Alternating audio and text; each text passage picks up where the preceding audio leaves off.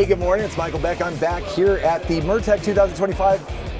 That didn't sound right. You can tell I haven't had enough caffeine. I'm here at the Murtec 2025 Startup Alley. I am here with Mr. Ciaran from Table Touch.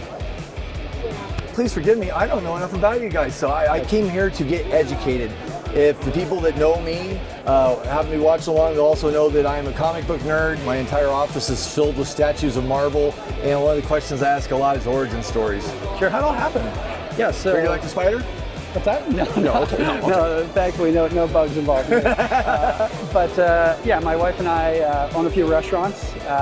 One of the things that we wanted to know was definitively when was the last time our server was at the table. So, anytime you ask a server, hey, when was the last time you were at 101? The answer is normally, I was just there. Yeah. Right? And it's not that servers are trying to deceive you or anything like that. No. They have a different perception of time. And right? their hair's on fire and everything's going on around them. Yeah, absolutely. Exactly. So back when we were just running restaurants, I would have assumed with how much we measure in the industry that we would have been able to go and buy something like this to help our servers know when the last time they're at a table. Yeah. When we couldn't find it, we decided to go and build it ourselves. So we were scratching our own itch, we built it for ourselves. We had it run in our restaurants for about a year and a half. It's done incredible things for our guest average spend. How does it know when I came by the table? So basically how it works is there's a discrete wireless device that goes on the underside of every table. Okay. There's a corresponding device that the server logs into at the start of the shift. They put it in their apron, they don't think about it again. Basically like a drone following me around because I'm wearing my little doodad and knows the track. Yeah, so when these two devices come within a few feet of each other for a set period of time, registers a touch, sends it back to our software. And so at the serving stations and in the kitchen, different places in the restaurant, we have like little displays that show all the active tables in the restaurant, who's assigned to the table, a timer that's counting up the way since the last touch. It's color coded. It'll move from green to yellow to red. So our servers can get a sense of urgency, like, oh, it's been 12 minutes since I'm at that table, I should head back. And then the last thing we measure is who the last person to touch the table was. So if Frankie's running drinks to Jimmy's tables, we know, hey, Frankie's a great team player. Like, not only is he killing it with his own tables, but he's also helping out other people. On the data nerd side of things, is it taking transactional information from the POS or when items are rung up saying we saw there's an upsell that happened when this visit to the table happened? Is that too out in the weeds? Not at this stage. Like, mainly just because we're so early and it's not connected. Like, so our first integration is going to be with OpenTable. So that's the one that we're building out right now. And then hopefully via OpenTable and whatever point of sales they're connected to, we'll be able to kind of connect those things versus trying to identify what point of sale. There's an ocean of everything you could do. You got to start where we're most bang for your buck, right? Exactly, yeah. And so for us, it kind of does two things. In the moment on a busy Friday, Saturday night, it helps with sales, it helps with service. But then on a Monday morning, when we're looking at last week, we can kind of know, like, hey, maybe this person needs a little bit more training, or maybe they can't handle a 6-table section, they can only handle 3 tables, like that type of thing. Is that thing in their pocket, is there a haptic saying, hey, you haven't been at the table for a while, or is that just too much noise? No, we thought about that, and the reason why we steered away from it is just, it's gonna buzz. They're not going to be able to tell which table needs attention from a simple buzz, which all that's going to do is just send them back here to look anyway. Check in and be distracted. Exactly. And optics mean a lot in a restaurant. Like, nobody likes looking across a restaurant and seeing their server on a phone looking at stuff. And so realistically, if someone is doing this, it's not perceived as something that's even helping them, right? So why even kind of muddy the waters that way? So that's there's something really smart about simplicity, not overcomplicating something. I mean, technology done right should be almost imperceptible, right?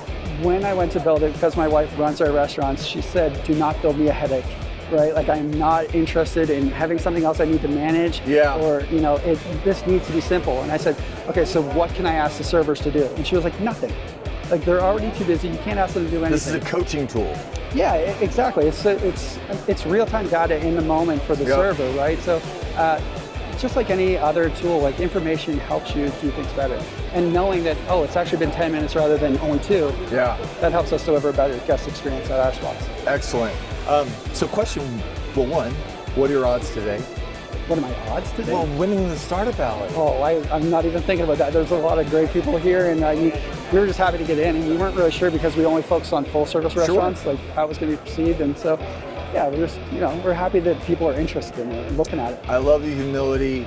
I think this is a fantastic solution. Cool, thank you. I really do. I love it when people bring something that actually means something to a restaurant and help squeeze out that last little extra bit, right? Because that's all the business is about now, is finding those extra areas. Yeah, realistically, when guests have great experiences, they're more likely to come back sooner, which is what we all want. Yeah. And servers who are at their table more are going to have higher sales. You know, staff who follow brands guidelines and going to engage with the guests are going to turn tables quicker and during those peak hours. So it's one hand washes the other, and it kind of it sets you up for next week. Candidly, what I love about this solution, and this is no ding on my AI friends here, I absolutely love AI and all the tech that's coming out.